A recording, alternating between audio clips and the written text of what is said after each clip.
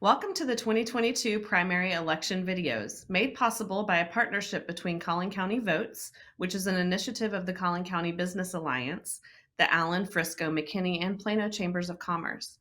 I'm Leanne Libby, General Manager of Community Impact Newspaper in Plano, and I'm excited to introduce our viewers to Hayden Padgett, running for House District 70. Welcome, Hayden. Thank you for having me on. Thank you for being here. Well, we're going to jump right in. So the first question, in your own words, what is the role of a state legislator?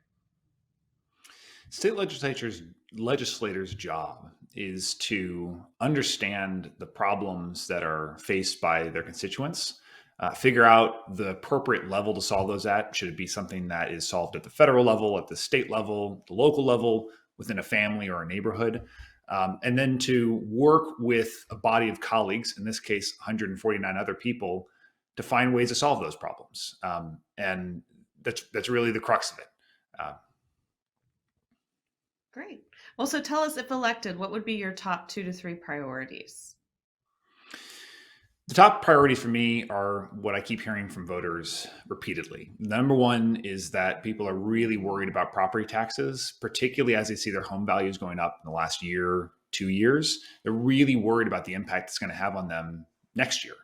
So they want help getting ahead of that. And what I've seen repeatedly as a really tragic thing is there's a lot of folks who are selling their houses right now because they can't afford to pay their property taxes. That's something that we shouldn't have in Texas. The second thing that I hear all the time is about the border crisis.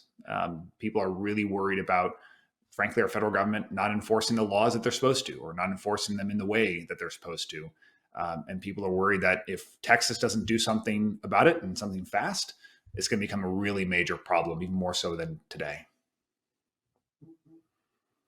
So Collin County is one of the fastest growing counties in the country. What are your thoughts on the growth to date, and what would your priorities be going forward? I think the growth is fantastic. I love all the opportunities and all the exciting new restaurants and things to do and businesses that are caused by the growth.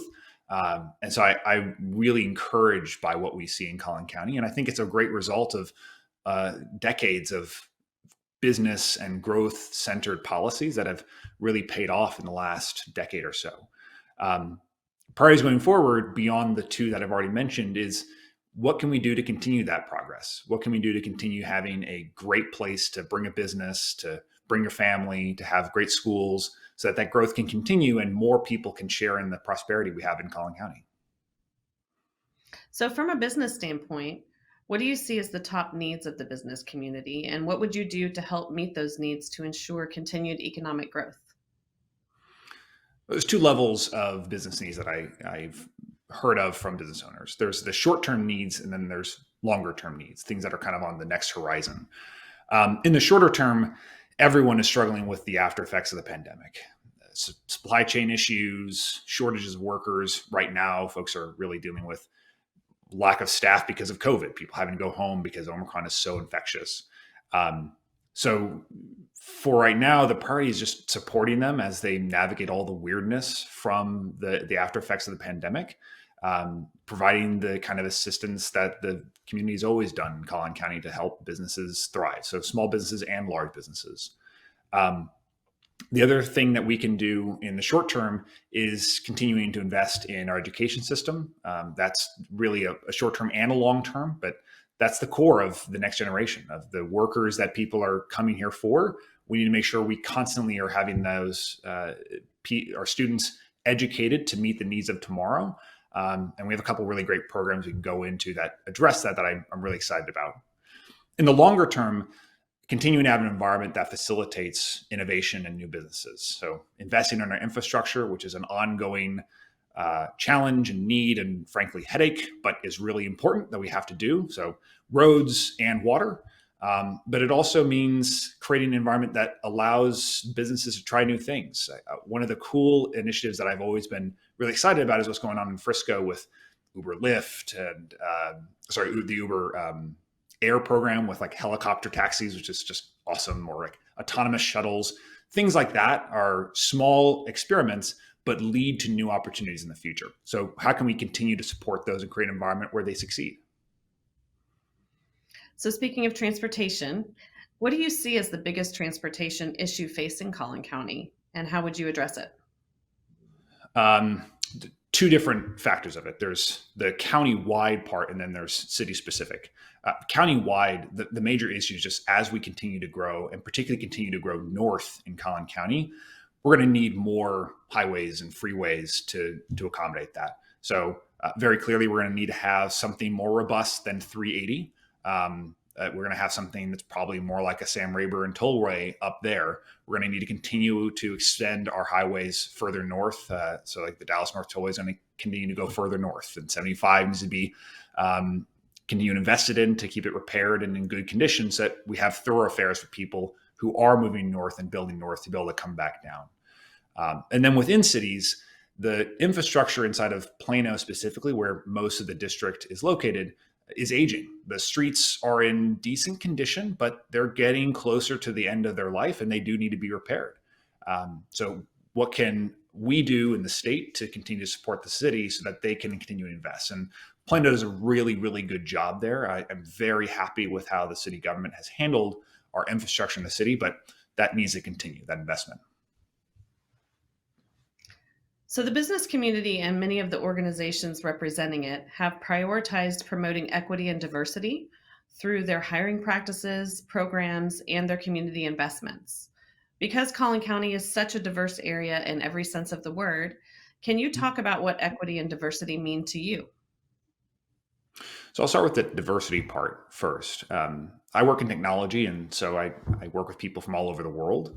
And for me, the greatest value I've seen in diversity is primarily in diversity of viewpoints, diversity of perspectives, and those come from life experiences. People grow up in different areas and different communities and different economic backgrounds, and that brings a different perspective on how to address different business problems. And so I've found tremendous value in working with people from different backgrounds that help us have a better view of who are our customers, or who are the customers of tomorrow, and how do we solve those problems.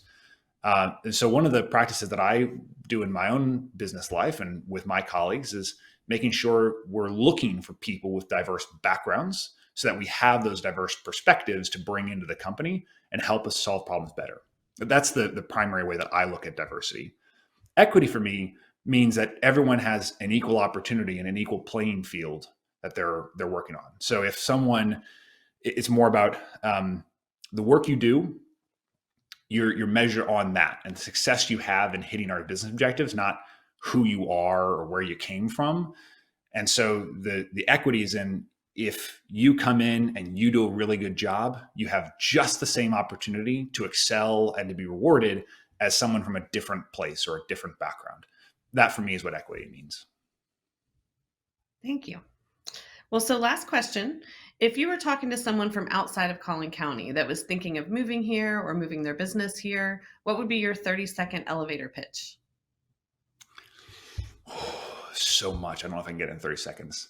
If I were to really shrink it down, there's a few things that Collin County has that nowhere else does. The first is we have great businesses in a couple really key pockets, Legacy West, Legacy Central area, Frisco, that become hubs for like kinds of companies, but also hubs for exciting innovations. So it's a really exciting place to have your business and have your workers.